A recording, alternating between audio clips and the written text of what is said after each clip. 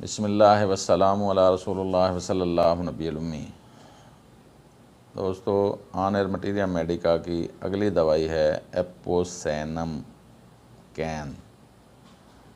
एपोसैनम can.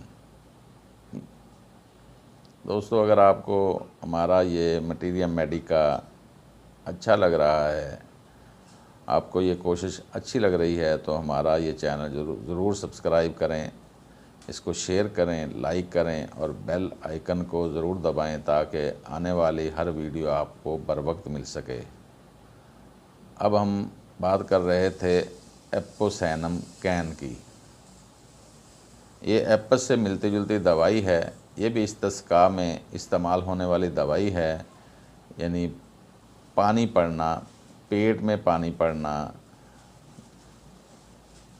पेट बढ़ जाना यरकान की वजह से, जैंडस की वजह से, इसमें ठंडक से ज़्यादती होती है। देखो, अभी हमने एपस पढ़ी थी, एपस में गर्मी से ज़्यादती होती है, एपोसैनम में ठंडक से ज़्यादती होती है।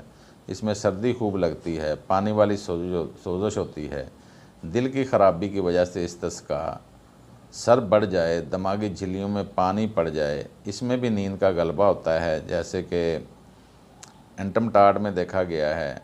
सांस की रुकावट लेटने से ज़्यादा होती है, ये भी एंटमटाड के मुताबिक है। दस्त और इस्तिस्का बारी बारी से आते हैं, यानी पानी बढ़ जाता है, कभी दस्त बढ़ जाते हैं, पेशाब कम बनता है, साथ गैर इरादी ख़ता भी हो जाता है।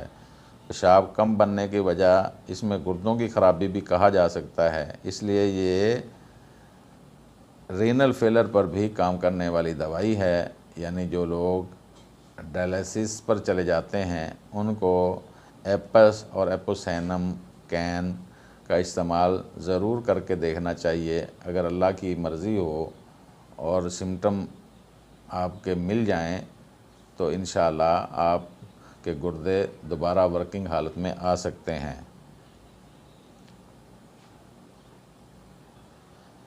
अखराज खून है ज़्यादा आने के बाद हुआ इस्तिस्का, अडीमा, मनजाइटिस, पेशाब कतरा कतरा आए, शराबियों के अमराज, मतली और उल्टी भी साथ हो।